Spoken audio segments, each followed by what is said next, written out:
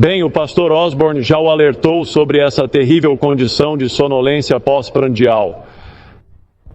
Mas quero dizer que o mais importante é que o orador se mantenha acordado e é melhor você orar por isso. O pastor Osborne gentilmente mencionou o Remnant Herald. Ela sai uma vez a cada 2 meses. Não é especificamente uma revista de mensagens, é uma revista de informações. Mas as informações são fornecidas no contexto dos dias em que vivemos. Aqueles que estiverem interessados em obter cópias através da lista de e-mail já receberam o endereço e teremos prazer em fornecê-lo. Eu forneço um extra todo ano na época dos nossos acampamentos. Temos 13 acampamentos no final do ano. Eles são curtos, acampamentos de 3 dias, mas eles vão de uma ponta da Austrália para outra e do norte para o sul. E 2 deles são na Nova Zelândia. Então ficamos extremamente ocupados naquela época. Também há outra revista, a revista de informação, que é produzida na Austrália, a 1000 milhas de onde estou em Queensland, pelo irmão e irmã Cable.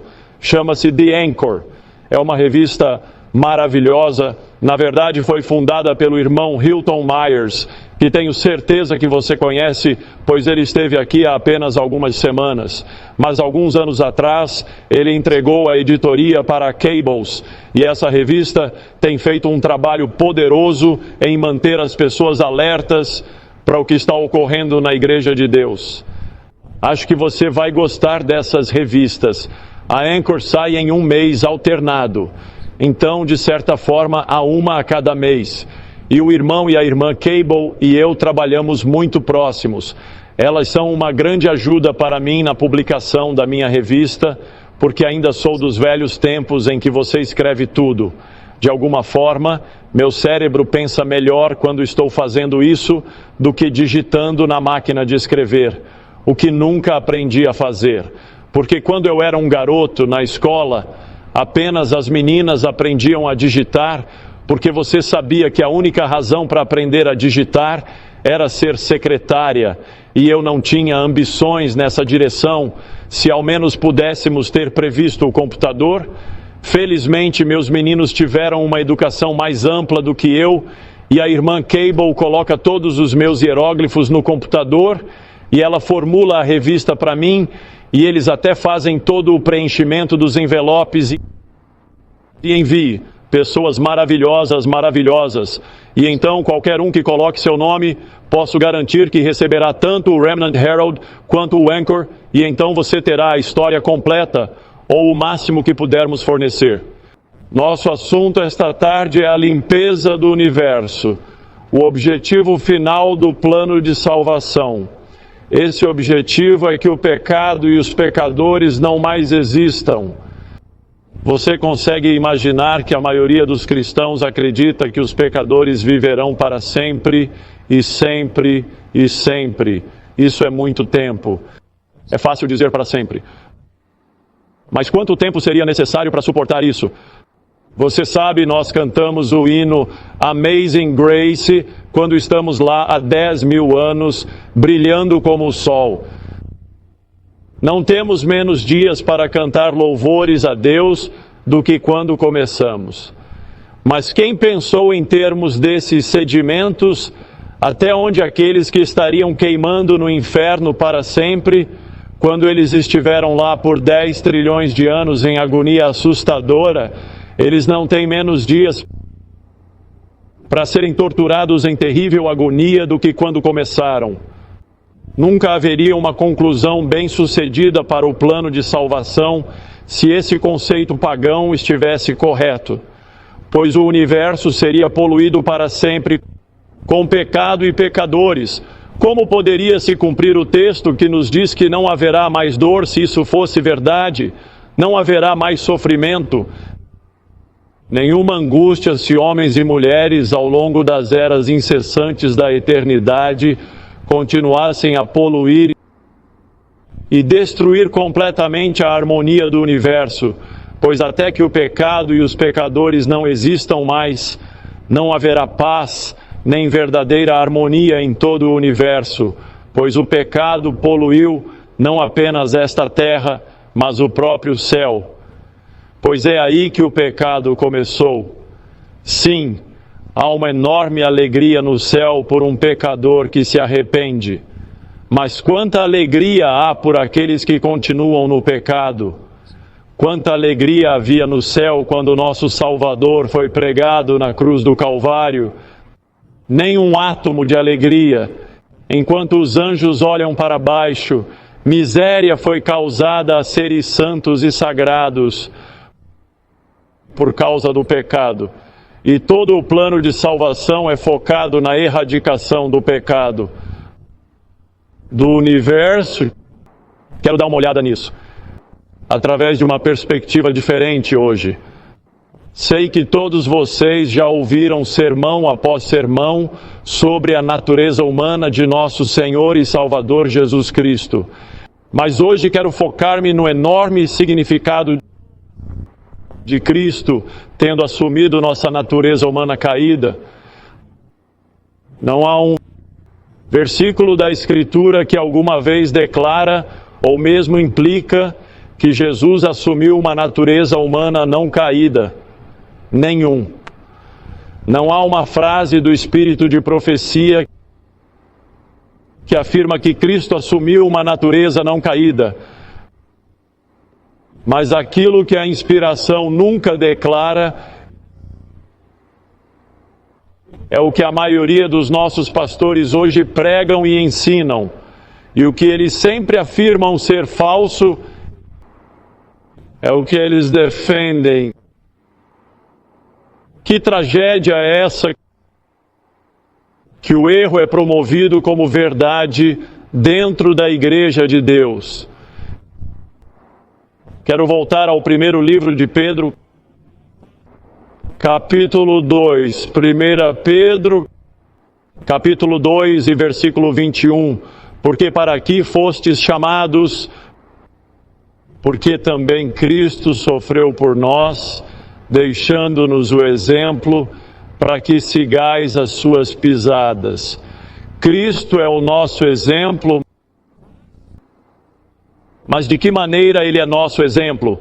Há aspectos de seu ministério na terra que nunca poderíamos imitar. Nenhum de nós poderia morrer pelos pecados do mundo, pois nós somos pobres pecadores nós mesmos. E então, obviamente, ele não está sugerindo que essa seja uma das maneiras pelas quais podemos seguir seu exemplo. Bem, não precisamos adivinhar a qual aspecto de sua vida ele está se referindo, pois se formos ao versículo seguinte, versículo 22, ele explica perfeitamente. De que maneira devemos seguir aquele que não cometeu pecado, nem dolo algum foi encontrado em sua boca? Isso me lembra muito os 144 mil, não é? O que nos é dito no livro de Apocalipse, capítulo 14, sobre os 144 mil. Vamos voltar para Apocalipse, capítulo 14. E você notará que os primeiros 5 versículos se referem aos 144 mil. Aqueles que são selados de acordo com Apocalipse, capítulo 7.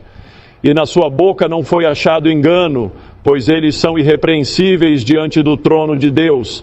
Em outras palavras, eles são totalmente semelhantes a Cristo em seus caracteres. Seus caracteres foram moldados dessa maneira, porque eles têm a mente de Cristo. Muitas pessoas olham para as mensagens dos 3 anjos e parece-lhes que esses 5 primeiros versículos estão desconectados dos versículos 6 a 12. Mas, meus irmãos e irmãs, o que Deus está nos dizendo nesses primeiros 5 versículos, referindo-se àqueles que recebem o selo do Deus vivo, é que eles são aqueles que terão dado ouvidos à mensagem do primeiro anjo. Porque lembre-se de que a mensagem do primeiro anjo diz, dizendo em alta voz: temei a Deus e dai-lhe glória, porque é chegada a hora do seu juízo. E adorai aquele que fez o céu, a terra, o mar e as fontes das águas. Agora, muito poucas pessoas parecem reconhecer o fato de que na mensagem do primeiro anjo há um chamado para receber o selo do Deus vivo. Sim, o selo do Deus vivo é apresentado no quarto mandamento, o nome de Deus. Sua autoridade, ele fez, o Criador e seu reino, céu e terra, o mar e tudo o que há nele. Mas assim como o selo do Deus vivo está no quarto mandamento, Deus o colocou na mensagem do primeiro anjo. Onde encontramos seu nome, dizendo em alta voz, tema a Deus. Aí está o nome. E quanto à sua autoridade, e adore aquele que fez. Aí está sua autoridade, sua criação. E quanto à área de sua jurisdição, céu e terra, o mar e as fontes das águas. Você vê quando isso é compreendido que este é um chamado poderoso, o último chamado de Deus, para que homens e mulheres recebam o selo do Deus vivo. Então podemos entender a mensagem do terceiro anjo, que nos fala do perigo de receber a marca da besta. E assim, nas mensagens dos três anjos, está primeiro o chamado para receber o selo do Deus vivo. E na mensagem do terceiro anjo, encontramos consequências terríveis daqueles que recebem a marca da besta. E no meio está a mensagem do segundo anjo, essa mensagem sobre a queda da Babilônia e suas doutrinas pútridas. E se receberemos o selo do Deus vivo ou a marca da besta, dependerá da nossa atitude em relação à Babilônia. Se rejeitarmos a Babilônia com o horror que deveríamos ter por aqueles que destroem a verdade de Deus, então amaremos a Deus de todo o coração, guardaremos os seus mandamentos, receberemos da sua graça e Ele concederá às nossas testas o seu caráter, o selo do Deus vivo. Mas se aceitarmos a Babilônia, então virá a marca da besta na testa ou na mão. Você vê, haverá alguns adventistas do sétimo dia que no fundo do coração saberão com certeza o que é Babilônia. Eles nunca irão, por qualquer forma de convicção, receber os princípios da Babilônia, mas quando o verdadeiro teste vier, seja o boicote econômico ou o decreto de morte universal, eles farão uma simulação de seguir a religião da Babilônia. E, portanto, eles receberão a marca em suas mãos e não em suas testas. Mas, meus queridos irmãos e irmãs, importa muito se a recebemos em nossa testa ou em nossas mãos. Nós estivemos perdidos hoje. E perdeu a eternidade, e assim Deus não cometeu nenhum erro quando por amor construiu essas três mensagens poderosas, os dois selos contrastantes, se podemos chamá-los assim, o selo de Deus e o selo do diabo, ou a marca da besta. E entre essa questão que vai determinar se receberemos ou não um ou outro, se veremos aquela Babilônia, é uma afronta ao Rei dos Reis e ao Senhor dos Senhores, ou se seguimos os conceitos e práticas pagãs daquela religião apóstata. E Deus nos diz: eu dei a vocês um exemplo. Cristo veio a esta terra, Ele nos deu um exemplo de ausência de pecado. Mas, meus queridos irmãos e irmãs, se Cristo viesse em uma natureza que era possuída por Adão antes da queda, Ele não seria meu exemplo. Ele teria sido o exemplo de Adão e Eva antes que caíssem. Mas não a nossa. Não temos o privilégio de uma natureza não caída. Seria uma afirmação muito falsa dizer que Cristo é nosso exemplo se ele não tivesse a mesma natureza que nós temos. Há muitas declarações no espírito de profecia que confirmam repetidamente que Cristo tinha uma natureza humana caída. Todos nós as ouvimos repetidamente. Como qualquer ministro da Igreja Adventista do Sétimo Dia poderia declarar que Cristo tinha uma natureza não caída, eu não consigo entender. Eles têm que ser deliberadamente cegos à evidência unânime, não à evidência esmagadora, meus queridos irmãos e irmãs, a evidência unânime das Escrituras e do espírito de profecia. Se tem uma coisa que eu gosto em um texto de prova, é isso. Eu realmente gosto de textos de prova que analisam duas posições opostas e afirmam que uma está errada e a outra está correta. Isso facilita, não é? E é exatamente isso que a irmã White faz. Na mais conhecida de suas declarações sobre a natureza de Cristo, vamos apenas nos lembrar disso. Vamos olhar para a página 117 do Desejado de Todas as Nações, e eu quero que você pense nisso nos termos que mencionei, e você notará como repetidamente, quando a natureza humana de Cristo é discutida, a irmã White refere-se à obediência à lei de Deus, porque essa é a questão-chave. Se Cristo tivesse uma vantagem sobre nós por ter uma natureza não caída, isso seria equivalente a nos dizer que em nossa natureza caída não temos esperança de vencer o pecado, mas ouça a página 117 do Desejado de Todas as Nações. Satanás apontou para o pecado de Adão como prova de que a lei de Deus era injusta e não podia ser obedecida. Veja a conexão a que estamos chegando. E como já mencionamos nesta série, este é um dos temas mais populares na Igreja Adventista hoje, que a lei de Deus não pode ser obedecida por seres humanos caídos. Em nossa humanidade, observe a pluralidade ali, em nossa humanidade, Cristo deveria redimir o fracasso de Adão. Mas quando Adão foi atacado pelo tentador, nenhum dos efeitos do pecado estava sobre ele. Essa é a natureza pré-queda de Adão. Ele se erguia na força da perfeita masculinidade, possuindo o vigor total da mente e do corpo. Ele estava cercado pelas glórias do Éden e estava em comunhão diária com seres celestiais. Esse era Adão em sua natureza não caída. Força total da masculinidade, fibra física, mental e moral, tudo completamente desenvolvido. Nele não foi assim com Jesus quando ele entrou no deserto para lidar com Satanás.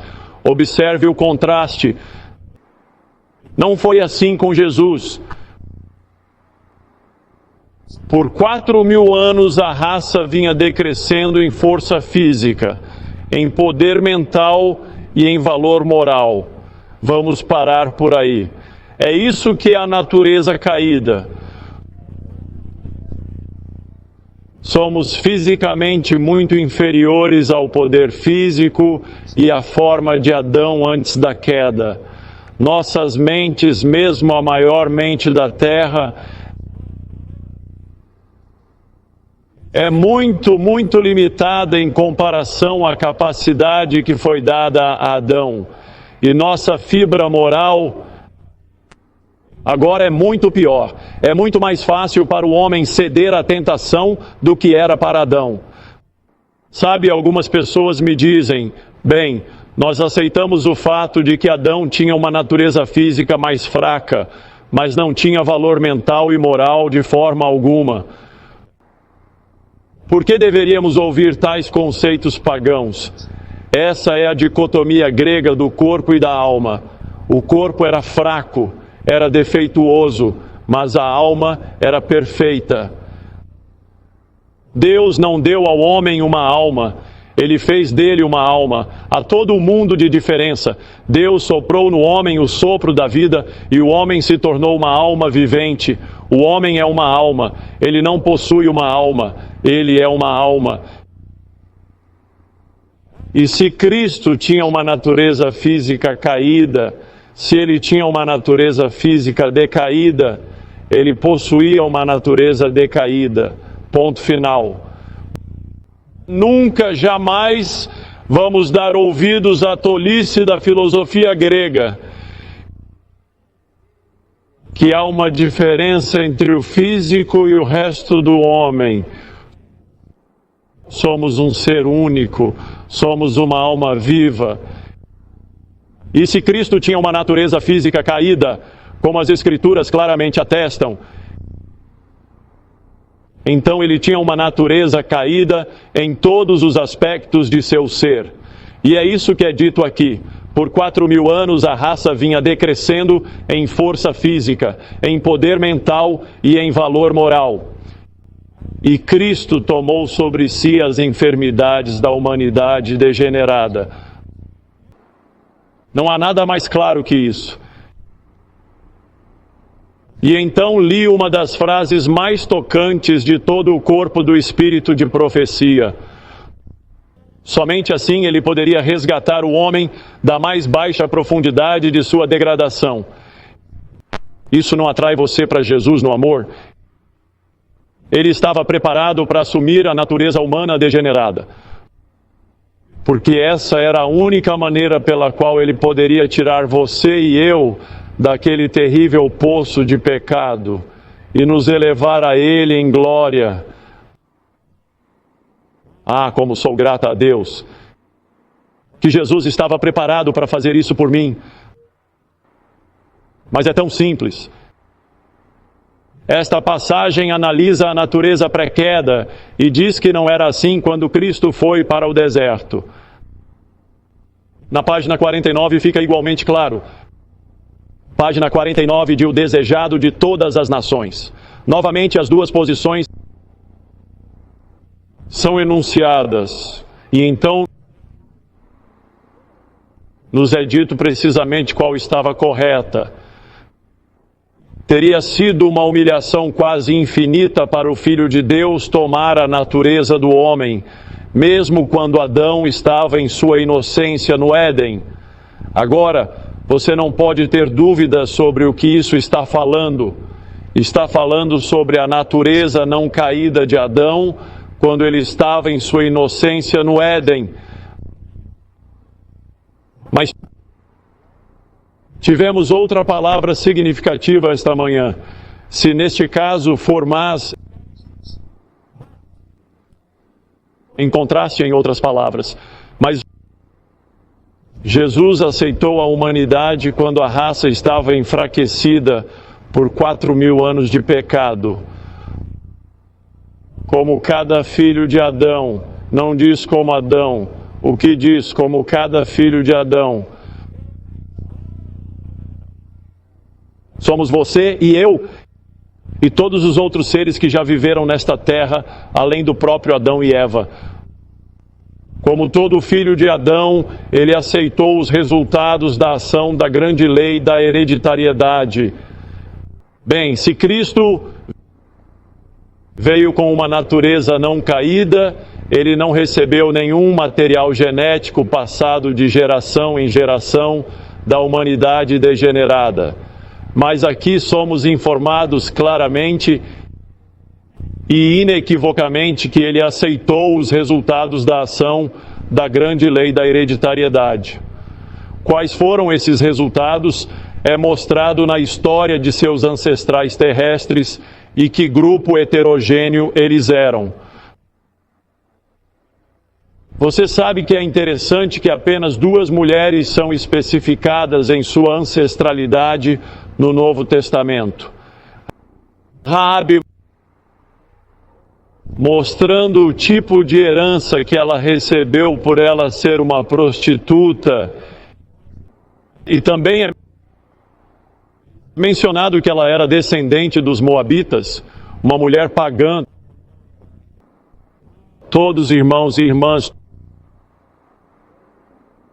todos nós podemos pensar que temos uma desculpa porque você sabe que temos um tataravô e ele era uma espécie de ovelha negra da família.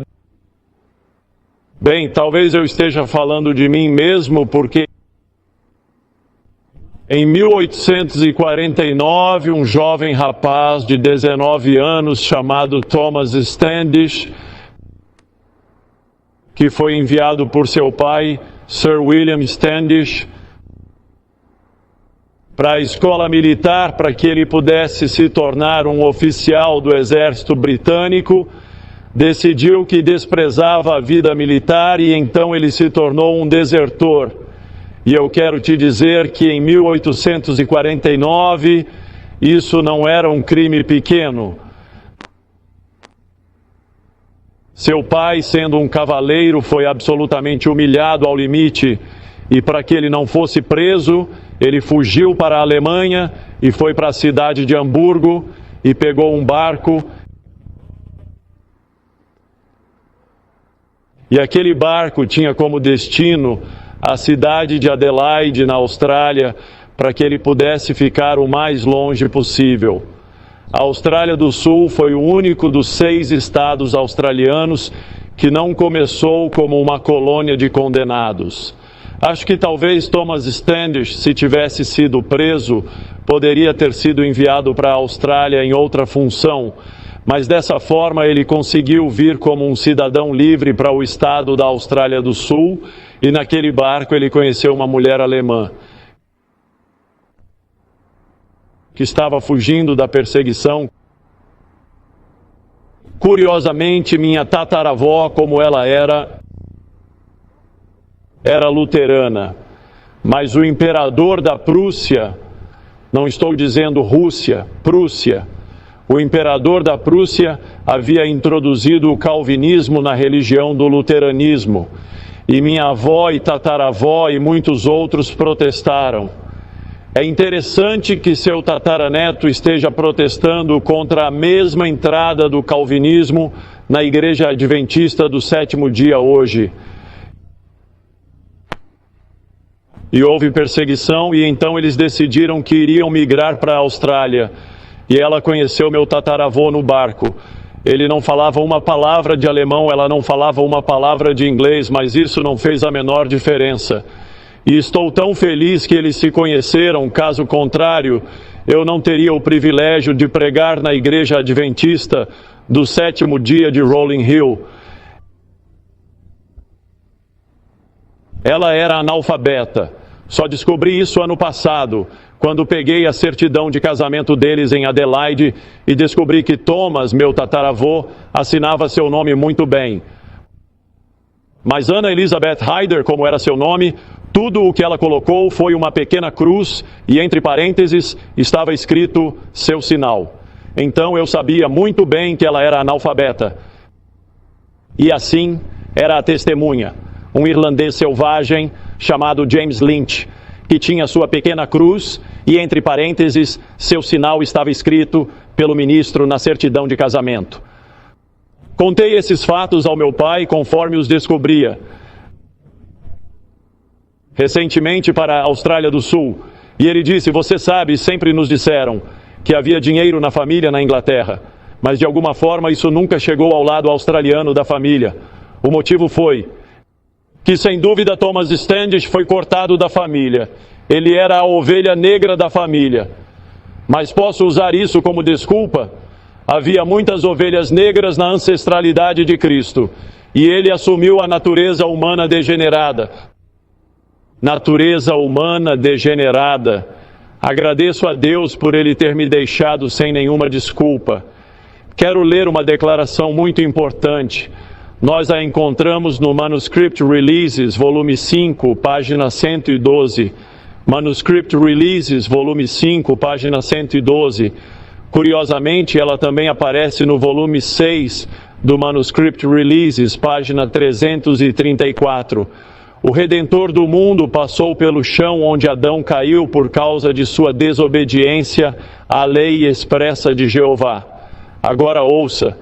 E o Filho unigênito de Deus veio ao nosso mundo como um homem para revelar ao mundo que os homens poderiam guardar a lei de Deus. Ainda não terminei. A mais pertinente, palavras a seguir. Satanás, o anjo caído, havia declarado que nenhum homem poderia guardar a lei de Deus. Que coisa terrível é essa?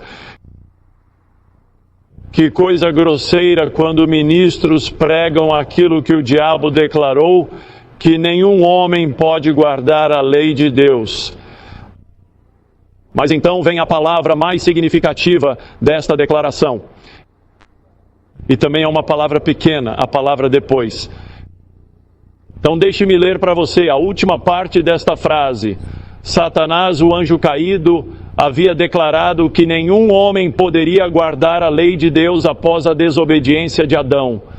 Agora, se Cristo tivesse vindo a este mundo com uma natureza daquela antes da desobediência de Adão, como ele poderia ter mostrado que o diabo estava mentindo?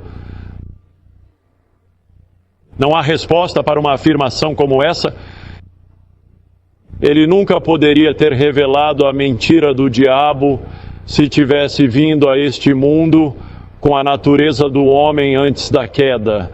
Até o próprio Cristo teria que tirar vantagem para guardar a lei de Deus. Além disso, foi demonstrado repetidas vezes que seres com naturezas não caídas podem guardar a lei de Deus. 2/3 dos anjos demonstraram isso. E todos os outros seres criados no universo de Deus demonstraram que homens e mulheres, ou o que quer que esses seres sejam, podem guardar a lei de Deus com naturezas não caídas. Mas aqui estava uma nova classe de seres. Um que Satanás declarou por causa de sua natureza humana caída, não poderia obedecer à lei de Deus, mesmo quando cheio do poder do Espírito Santo. E Cristo veio a este mundo para demonstrar a mentira que Satanás havia perpetrado sobre a raça humana, que nenhum homem poderia guardar a lei de Deus após a desobediência de Adão. Não se esqueça dessa declaração. Manuscript Releases, volume 5, 112. É uma passagem crucial relacionada à natureza humana de Cristo. Meus queridos irmãos e irmãs, só pode haver uma razão pela qual os homens se recusam a acreditar na verdade de Deus sobre esse assunto. Porque eles amam muito o pecado. E eles querem uma desculpa para continuar no pecado. Essa é a razão para isso. Porque a própria Bíblia é perfeitamente clara. Se formos para Romanos capítulo 1 e versículo 3, está claramente declarado em palavras que não podem ser refutadas.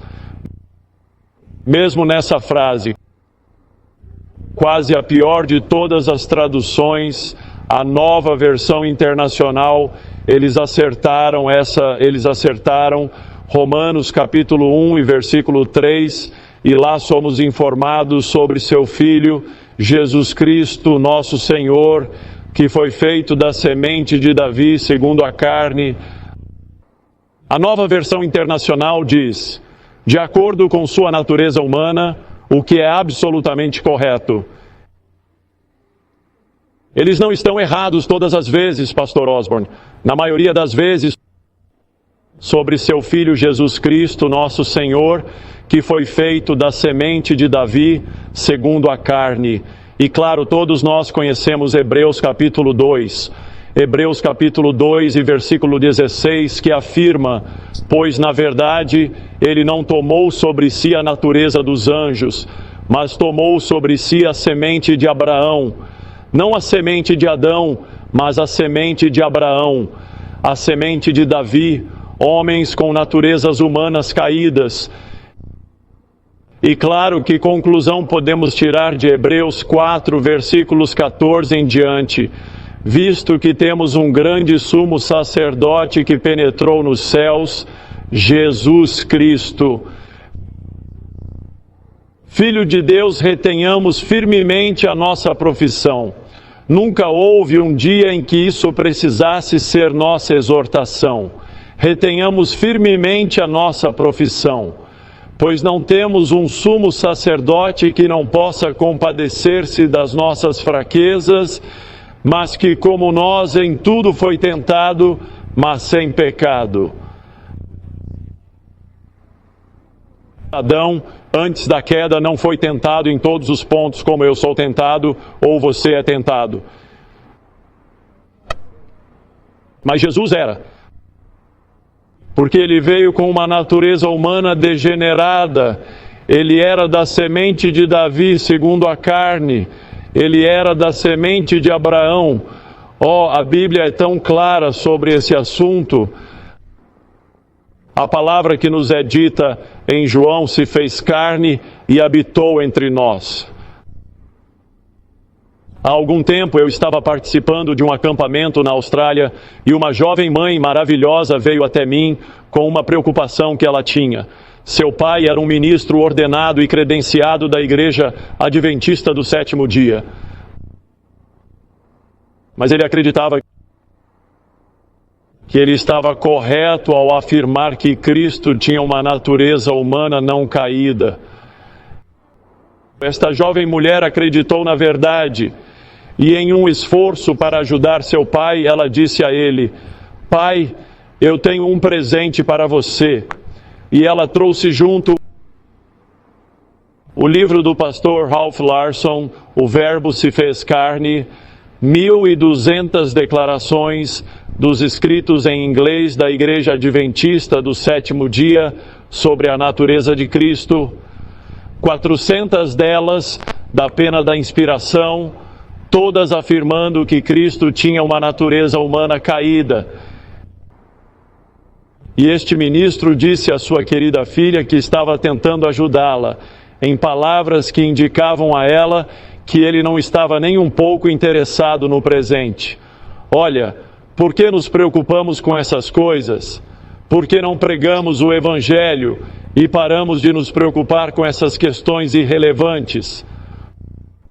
Suponho que você não pode culpá-lo em certo sentido, por afirmar que a natureza humana de Cristo é uma questão irrelevante. Porque isso foi declarado nos níveis mais altos da Igreja de Deus. Foi-nos dito, como um ato de grande tolerância, que podemos acreditar em qualquer conceito e ainda sermos verdadeiros adventistas do sétimo dia. Chamamos esse tipo de abordagem de pluralismo. Você pode acreditar na poderosa e preciosa verdade de Deus, ou pode acreditar no condenável erro satânico, e ambos são igualmente válidos dentro da Igreja de Deus. Nunca se deixe levar pelo pensamento que esse assunto é tolerância, a questão do pluralismo, que você pode acreditar em uma das muitas visões que agora somos tão maduros na Igreja Adventista do Sétimo Dia. Eu ouvi dizer que podemos abranger todo um grupo de pontos de vista. Meus queridos irmãos e irmãs, somos tão maduros que podemos abranger a verdade e nada além da verdade, e é hora de reconhecermos isso. Mas quero estabelecer um princípio quando o pluralismo é adotado, e é este: sempre que a verdade e o erro são permitidos a serem acreditados na igreja, há apenas uma consequência possível, e é que o erro 100% certamente prevalecerá na igreja. Quando os cristãos podiam guardar o domingo ou o verdadeiro sábado de Deus, qual deles prevalecia? A falsificação. Domingo. Quando podíamos ser batizados por imersão ou aspersão, qual prevaleceu na igreja cristã primitiva? A aspersão prevaleceu. É sempre assim e, claro, sempre será. Porque o erro e a verdade vivem muito confortavelmente juntos no que diz respeito ao erro, pois torna o erro muito mais sutil e aceitável quando tem um pouco de verdade combinada com o erro. Mas a verdade só pode prevalecer onde está em sua pureza absoluta. E então, quando nossos irmãos escreveram na Adventist Review e outras publicações que podemos acreditar em um ou outro desses pontos de vista, você sabe qual deles iria prevalecer? O erro. O próprio fato de que a natureza de Cristo aceita no seminário e em praticamente todas as nossas faculdades e por praticamente todos os nossos ministros hoje é aquela que afirma que Cristo tinha uma natureza não caída, é prova incontestável de que deve ser o erro, pois é esse que prevaleceu. Essa é a prova que você tem. Recentemente, 2 ou 2 anos atrás, Roy Adams, um dos editores da Adventist Review, lançou um livro chamado The Nature of Christ. Ele continha a falsificação do diabo. Foi impresso pela nossa editora e enviado para longe e para perto. Você sabia que na Austrália aquele livro contendo o erro mais terrível foi enviado para cada ancião sênior na Austrália e na Nova Zelândia? Li as cartas que eles receberam, aconselhando-os a repassá-lo aos seus companheiros presbíteros quando terminassem de ler este livro de apostasia e a colocá-lo na biblioteca da igreja, para que as mentes de todos os leigos, se eles se incomodassem em lê-lo, também fossem poluídas. Eu falei, acho que foi ontem à noite, sobre o Dr. Webster chegando com seu conceito de que a Terra tinha 4 bilhões e meio de anos. E nessas mesmas reuniões, Roy Adams foi levado para fazer lavagem cerebral, se necessário, em todos os ministros da Austrália e da Nova Zelândia sobre esse assunto em particular. O que está prevalecendo? Você sabe o que está prevalecendo. E o que estava escrito no livro de questões, página 109 daquela publicação que continha a autoridade de todos os oficiais da divisão norte-americana e de cada um dos 9 presidentes de sindicatos na época, 1992. E nos 4 anos que se passaram, nenhum desses oficiais, nenhum dos seus presidentes de sindicatos declarou que cometeu um erro ao colocar seu nome naquele livro. Aquele livro declarou que nesta divisão, a liderança desta divisão são agnósticos doutrinários. Eles não têm a mínima ideia do que acreditam nas principais doutrinas da Igreja de Deus. Nenhum homem deveria estar diante do Senhor em tal situação. Então, deixe-me ler rapidamente para você. Isto é o que diz. O verdadeiro problema é que a Hope International tem certas visões sobre a natureza humana de Cristo, a natureza do pecado e a santificação. Essas doutrinas nunca foram estabelecidas entre os cristãos,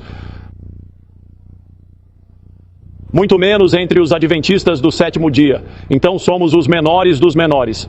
E se as igrejas caídas da Babilônia não conseguem chegar a uma decisão, não há como a igreja adventista do 7º dia conseguir. Essa é a inferência. Muito menos pelos adventistas do 7º dia. Eu me oponho, meus irmãos e irmãs, que minha igreja seja lançada em tais palavras como essas. Mas então continua dizendo que elas não são questões tão essenciais para a salvação. Lembre-se das questões: a natureza humana de Cristo, a natureza do pecado e a natureza da santificação. Eles não são problemas. Sim, elas não são questões tão essenciais para a salvação que as almas serão perdidas, a menos que sejam resolvidas. Elas não são. Que livro esses homens estão lendo? Vamos pegar um deles. Santificação. O que isso nos diz? Em 2 Tessalonicenses capítulo 2 e versículo 13, mas somos obrigados a dar graças a Deus por vocês, irmãos amados do Senhor, porque Deus os escolheu desde o princípio para a salvação, pela santificação do Espírito e fé na verdade. Esses homens dizem que não tem nada a ver com salvação. Não precisamos resolver isso. Oh, como é triste!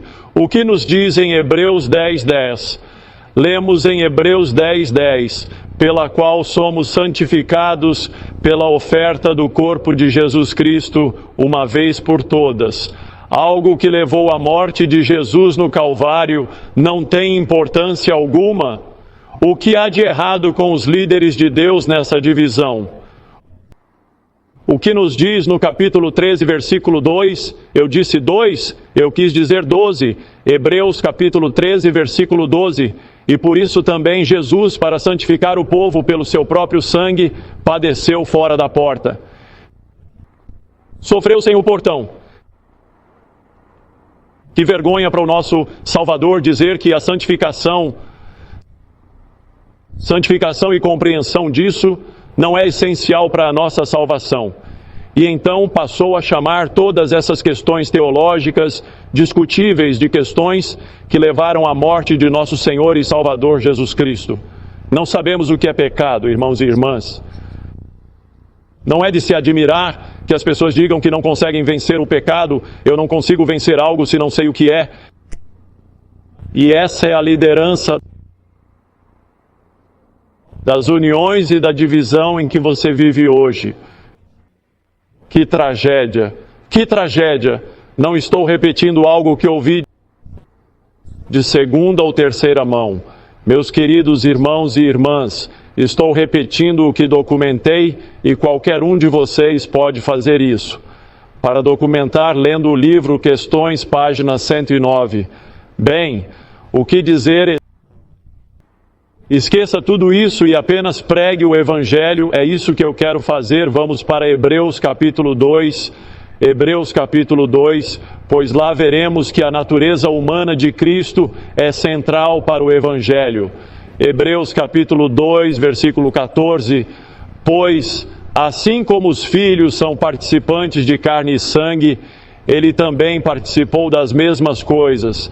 Assim como nós tomamos a natureza humana caída, carne e sangue, e tudo o que envolve Cristo, tomou precisamente o mesmo. Então, Paulo continua nos contando exatamente o porquê, as razões pelas quais ele fez isso. Você escuta. Que através da morte. Você pode ler a Bíblia de capa a capa. Você nunca descobrirá uma única pessoa com uma natureza humana não caída que já tenha morrido. A primeira razão pela qual Jesus teve que assumir a natureza humana caída foi para que ele pudesse morrer na cruz do Calvário pelos seus pecados e pelos meus. Isso é ou não uma questão evangélica? É uma questão central do Evangelho. Se Cristo não tivesse descido em sua natureza e na minha, ele não poderia ter morrido no Calvário. Vamos pensar nisso, irmãos e irmãs. Vocês conseguem imaginar um ministro dizendo: esqueça toda essa trivialidade e vamos nos concentrar no Evangelho. Este é o Evangelho de que Cristo tomou uma natureza humana caída para que pudesse morrer. É por isso que ele fez isso.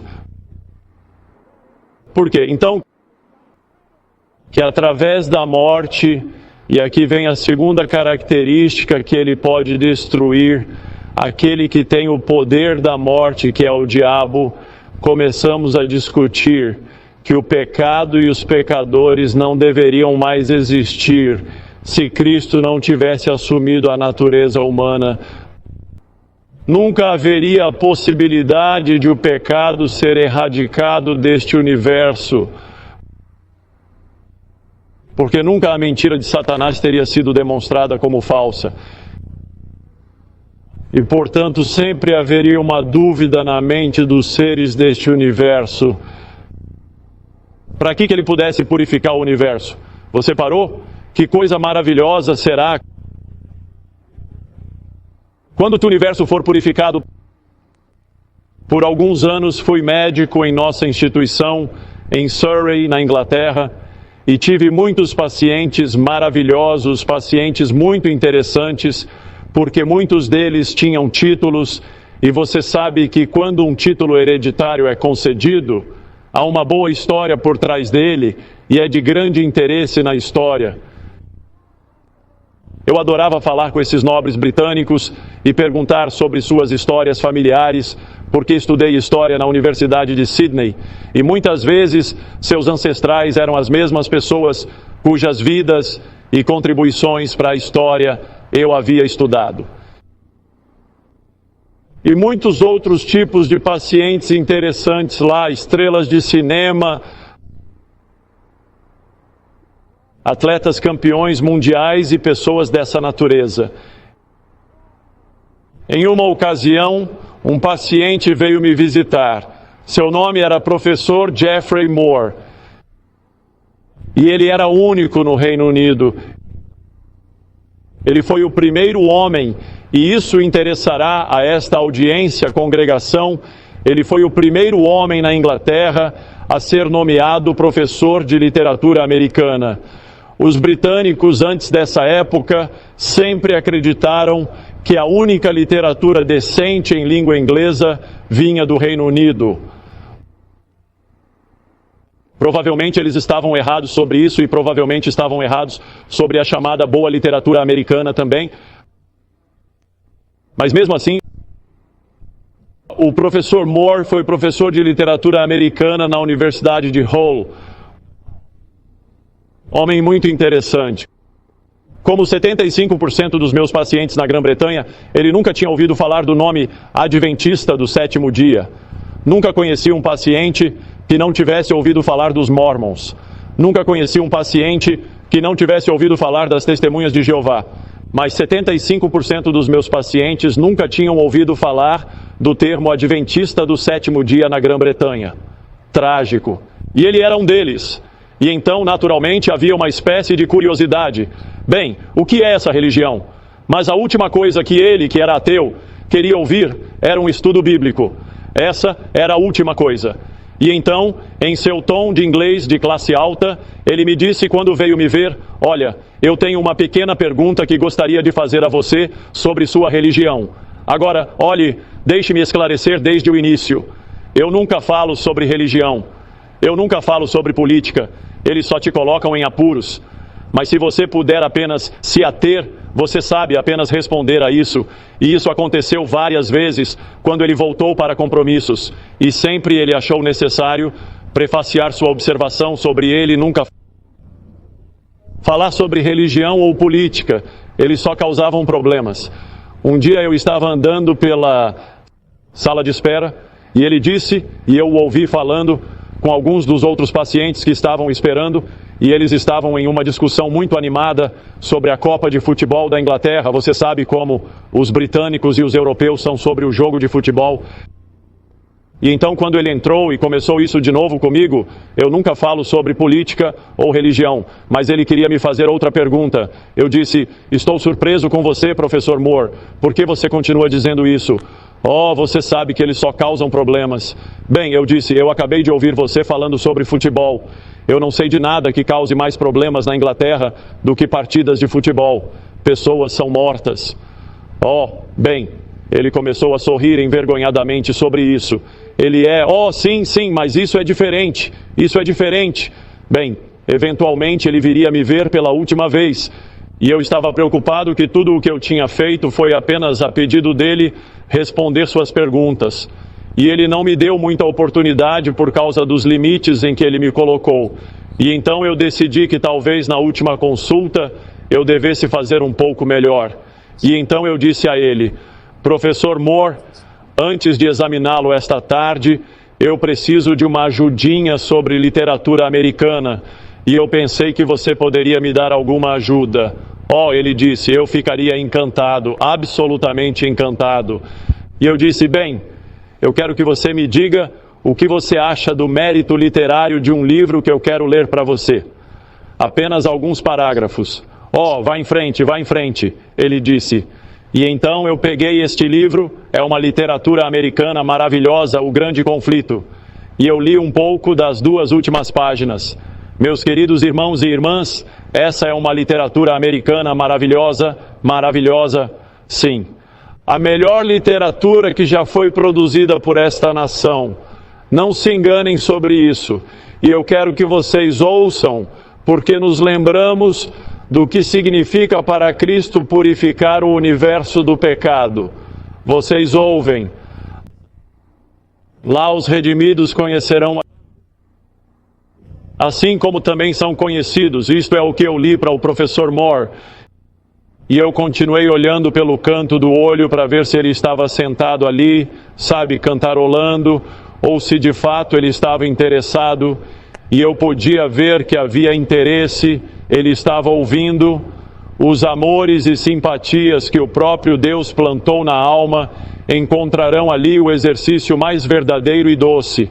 A comunhão pura com seres santos, a vida social harmoniosa com os anjos abençoados e com os fiéis de todas as eras que lavaram suas vestes e as branquearam no sangue do Cordeiro. Os laços sagrados que unem toda a família no céu e na terra. Estes ajudam a constituir a felicidade dos redimidos. Suas mentes imortais contemplarão com deleite infalível as maravilhas do poder criativo, os mistérios do amor redentor. Não haverá inimigo cruel e enganador para tentar o esquecimento de Deus. Cada faculdade será desenvolvida, cada capacidade aumentada. A aquisição de conhecimento não cansará a mente ou exaurirá as energias. Lá, os maiores empreendimentos podem ser levados adiante, as mais elevadas aspirações alcançadas, as mais altas ambições realizadas, e ainda haverá novas alturas a superar, novas maravilhas a admirar, novas verdades a compreender, novos objetos para evocar os poderes da mente, da alma e do corpo. Todos os tesouros do universo estarão abertos ao estudo dos redimidos de Deus, livres da mortalidade. Eles voam incansavelmente para mundos distantes, mundos que vibram de tristeza diante do espetáculo da desgraça humana e ressoam com canções de alegria com as notícias de um resgate. Alma com alegria indizível, os filhos da terra entram na alegria e sabedoria dos seres não caídos. Eles compartilham os tesouros do conhecimento e da compreensão. Conquistados através de eras e eras na contemplação da obra de Deus, com visão não ofuscada, eles contemplam a glória da criação, sóis, estrelas e sistemas, todos em sua ordem designada, circulando o trono da divindade. Sobre todas as coisas, do menor ao maior, o nome do Criador está escrito, e em todas estão as riquezas de seu poder exibidas, e os anos da eternidade, à medida que eles rolam, trarão revelações mais ricas e ainda mais gloriosas de Deus e de Cristo. À medida que o conhecimento é progressivo, o amor, a reverência e a felicidade aumentarão. Quanto mais os homens aprendem sobre Deus, maior será a sua admiração por seu caráter.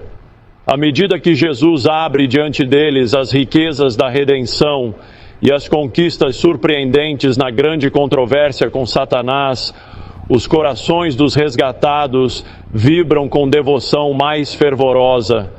Com alegria mais arrebatadora, eles varrem as harpas de ouro e 10.000 vezes 10.000 e milhares de vozes se unem para varrer o poderoso coro de louvor, e toda criatura que está no céu e na terra e sob a terra, e tais como estão no mar e tudo o que está neles, ouviu eu dizendo: bênção e honra e glória e poder sejam àquele que está sentado no trono e ao Cordeiro para todo sempre. O grande conflito acabou. Pecado e pecadores não existem mais. O universo inteiro está limpo. Um pulso de harmonia e alegria ressoa pela vasta criação. daquele que tudo criou, fluem vida, luz e alegria por todos os reinos do espaço ilimitado.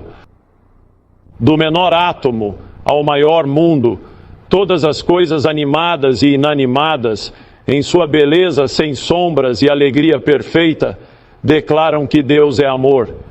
Então olhei para o professor Moore, ele disse: tenho que dizer que isso foi lindamente expresso. E é mesmo. É uma maravilhosa peça de expressão inglesa. Tudo o que nossos jovens receberam foi esse tipo de literatura inglesa para entender o inglês da melhor forma possível. Mas eu disse que é ainda melhor do que aquele professor. É verdade. Ele disse, eu sei que você acredita que é verdade. Não, eu disse, professor, não é verdade apenas em meus pensamentos. É verdade porque é verdade. É verdade. E então eu disse a ele, professor, você passou a vida estudando ficção americana. Eu acabei de ler para você uma verdade americana. Há um mundo de diferença, que o homem era o editor literário do London Financial Times, em assuntos relacionados à literatura americana. Ele era o editor do livro Penguin de poesia americana. Ele era muito eminente em sua área, mas eu lhe dei a verdade americana. Não ficção americana, bem nós dissemos não mais. Eu o examinei e ele saiu do consultório pela última vez. Ele tinha saído há cerca de 30 segundos quando a porta se abriu. E ele apenas colocou a cabeça pela porta e disse com licença, Dr. Standish, só perguntando, você não teria uma cópia extra desse livro, teria? Agora ele disse, eu não estou nem um pouco interessado, ele disse, no religioso, mas eu adoraria lê-lo por seu mérito literário. Bem, eu rezo para que de alguma forma aquele homem tenha vislumbrado mais do que literatura quando ele leu este livro. Eu nunca tive nenhum contato com ele desde então. Mas que pensamento maravilhoso. E foi isso que levou Cristo a vir em sua natureza de mente. Para concluir isso, você notou quais foram as últimas 3 palavras de grande controvérsia? O que eram? Deus é amor. Quais são as 3 primeiras palavras dos patriarcas e profetas? Deus é amor. Você vê que a série Conflito das Eras abrange todo o plano de salvação da eternidade perdida para a eternidade recuperada. E cada palavra desses 5 volumes é abrangida pelo começo e pela conclusão dessa série. Deus é amor. Não é coincidência que a série tenha começado com essa declaração profunda e conclua precisamente com a mesma declaração. Eu também preguei um sermão no qual o chamei de O Dia Menos Feliz no Céu. Um homem veio até mim entre a escola sabatina e o culto divino. Ele tinha visto o título no boletim. Ele disse, acho que sei sobre o que você vai falar. Eu disse, você sabe? Ele disse, sim, você vai falar sobre o dia em que os ímpios serão destruídos. Olhei para ele chocado. Eu disse, meu irmão, eu não disse o dia mais infeliz do céu. O céu é sempre feliz. Eu disse o dia menos feliz no céu. Bem, ele disse que você me derrotou, não sei por que você diria isso, bem. Eu preguei sobre aquele dia que se juntássemos todas as nossas alegrias nesta terra e multiplicássemos para 4 trilhões de vezes, ainda seria muito menor. E esse é o primeiro dia em que chegaremos ao céu. Você pode imaginar a alegria do primeiro dia em que estaremos no céu? Não podemos. Será tão alegre que simplesmente não podemos imaginar isso nesta terra. Nenhuma das nossas alegrias nesta terra sequer começa a nos preparar para entender a alegria do nosso primeiro dia no céu. Mas, meus queridos irmãos e irmãs, em toda a história da eternidade, esse será o nosso dia menos alegre no céu, o que eu li. À medida que o conhecimento é progressivo, o amor, a reverência e a felicidade aumentarão. No segundo dia em que estivermos no céu, seremos mais felizes do que no primeiro. No terceiro dia, mais felizes ainda durante toda a era incessante. É isso que Deus tem para nós, todos os irmãos e irmãs. E então, muito brevemente, concluirei mostrando a vocês as outras 3 questões de salvação. Porque 15 diz, e libertá-los. Hebreus 2,15 diz, e libertá-los, que com medo da morte estavam sujeitos à escravidão por toda a vida. Sua salvação e a minha. Estamos sendo submetidos à escravidão do pecado, a pior escravidão em que qualquer homem ou mulher pode estar. Foi preciso que Cristo tomasse nossa natureza para que pudéssemos ser resgatados disso. E se formos ao versículo 17, portanto, em todas as coisas, convinha que ele fosse feito semelhante a seus irmãos. Observe o plural, para que ele fosse um sumo sacerdote misericordioso e fiel nas coisas concernentes a Deus, para fazer a reconciliação pelos pecados do povo.